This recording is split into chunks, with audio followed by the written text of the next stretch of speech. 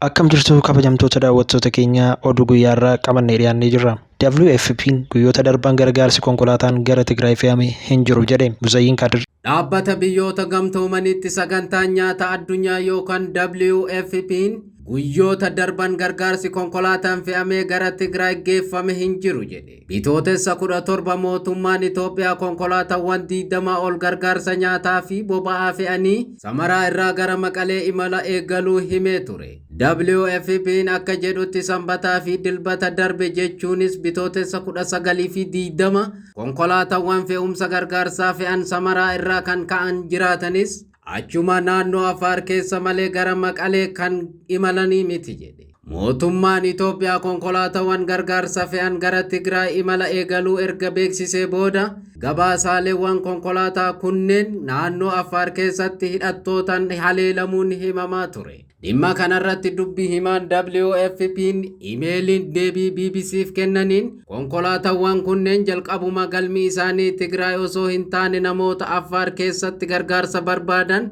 biraan gahu ture jedhan. Haa ta'u malee konkolaataawwan kunneen achuma Affaar keessatti miseensota hawaasan akka hin dabarre waan dhorkamaniif nagahan gara Samaraa deebi'anii jiru jedhe. Ministeerri Haajaa Alaa Itoophiyaa ibsa jimaata baaseen yookaan bitootessa 18 baaseen konkolaataawwan fe'umsa 20 ta'an kan nyaata fe'an akkasumas konkolaataawwan boba'aa fe'an 3 kamisa bitootessa 17 Affaar Samaraa irraa gara Tigraay imala eegaluu beeksisee ture.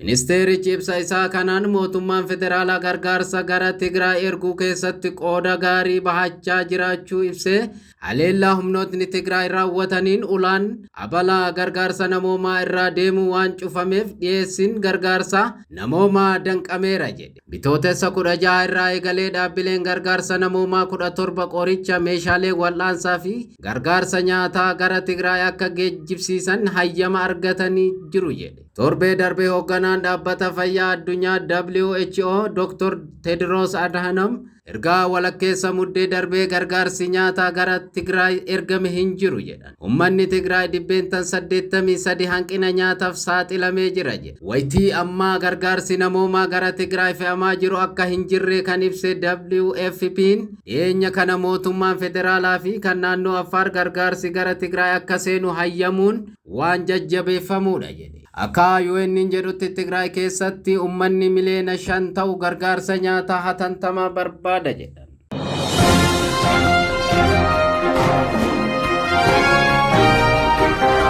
Ergamaan addaa Ameerikaa aangawoota Itoophiyaa waliin mari'achuuf Finfinnee jiru Muzayyiin Kadir dabalata qaba.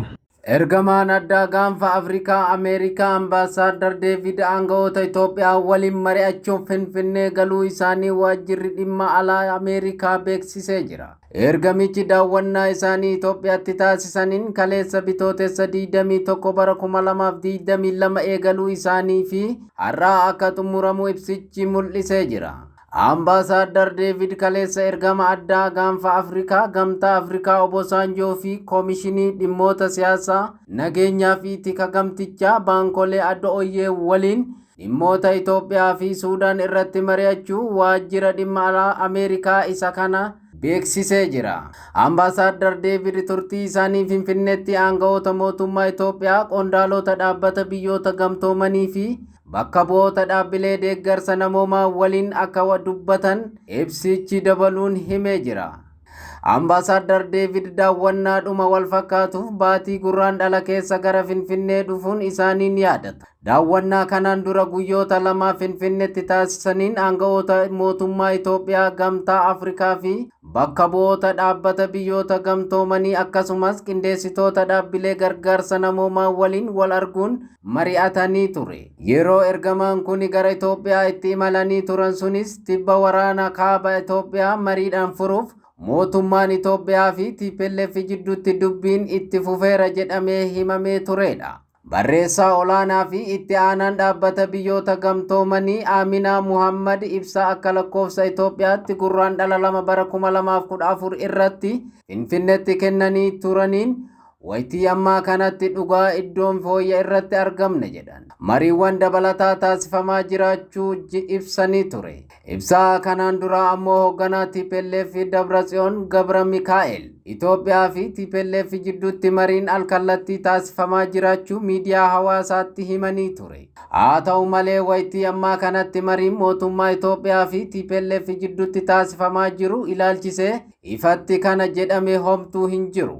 Ameerikaa waraanni kaabaa biyyattiitti gaggeeffamu karaa mariitiin furmaata akka argatuuf ergama addaa muuduun yaalii taasisaa turuun ishee ni yaadatama. Baatiiwwan muraasan dura ambaasaadar Feeltimaaniin bakka bu'uun ergamaan addaa mootummaa Ameerikaa ta'uun kan muudaman ambaasaadar Deevid imalaawwan adda addaa gara biyyoota baha Afrikaa fi jiddugala bahaatti taasisanii jiru. Waraana kaaba Itoophiyaa waggaa tokkoof walakkaa lakkoofsise kana hordofsiise sababii ejjennoo Ameerikaan qabattee fi tarkaanfiiwwan fudhattee wal qabatee walitti dhufeenyi mootummaa Itoophiyaa waliin qabdu erga laafee turee jira. Mootummaan Ameerikaas waraanicha wal qabatee aangawoota Itoophiyaa dabalatee kanneen waraanicha keessatti hirmaatan irratti qoqqobbii viizaa kan keesse yoo ta'u, akkasumas tarkaanfii dhorkaa AGOA kan ittiin Itoophiyaan oomishaalee ishee qaraxa malee gara Ameerikaatti ittiin ergitu kaa'uun dhorkan sunis torbaanota muraasa dura hojiirra oolfamuu eegalee jira. Kana malees miseensonni koongirensii Ameerikaa bulchiinsa Joon Biyaaden Itoophiyaa, Eertiraa fi namoota dhuunfaa kanneen waraanicha wal qabatee badiiwwan qabaniif itti gaafatamoodha jedhaman irraa dhorkaa kaa'uuf kan dandeessisu wixinee seeraa ifa taasisanii jiru. Mootummaan Itoophiyaa Ameerikaan ibsaawwan finciltootaaf loogu baasuu fi tarkaanfiiwwan fudhataa jechuun Ameerikaa himataa ture jira.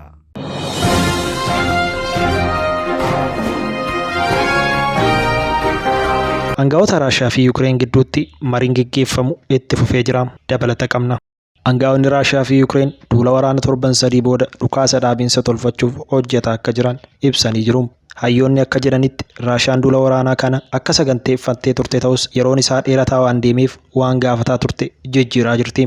Ministeerri dhimma alaa Ameerikaa Antooni Bilinkaan Raashiyaan gama dippiloomaasiin rakkoo kana furuuf fedhii akka qabdu waan agarsiisu hin jiru jedhaniiru. Harka tokkoon Yuukireen daqiiqaan haleellaa guddaa jala otoo jirtu mariif taa'uu ishee ni galateeffanna. Harka biraan Raashiyaan duula waraanaa gaggeessaa jiru gama dippiloomaasiin xumuruutti fiduuf yaalii qabatamaa taasiftee nagarre. Pireezidaantiin Yuukireen Volodymyr Zelensky marii gaggeeffamu irratti dhimmi ilaalchaa dura argachuu qabu ittiin jedhan viidiyoo kamisa darbee maxxanfame irratti ibsanii jiru. Kunis mariin gaggeeffamaa jiru keessatti dhimmi ilaalchaa dura argachuu qabu jedhu ifaadha. Kunis duula waraanaa xumuruu, wabii nageenyaa argachuu, abbaa biyyummaa Yuukireenii fi daangaan ishee eegamuu qaba jedhaniiru. Zelenskiin akka jedhanitti ammaan dura Siiriyaa fi Chaachiniyaa keessatti duula waraanaa gaggeeffameen Raashiyaan kufaatii guddaatu ishee mudatee ture. Bara tokkummaa Sooviyeet yeroo turtes duula Afgaanistaan irratti gaggeeffameenis akkasuma jedhaniiru. Hayyoonni RSA akka ibsanitti Puutiin dura dhaabbannaa jabaa Yuukireen biraa isa mudate ajaa'ibsiifamuu mala.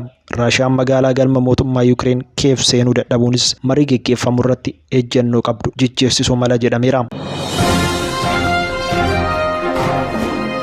Oduu guyyaa har'aa asuma irratti goolabna. Waan nu waliin turtaniif galatooma.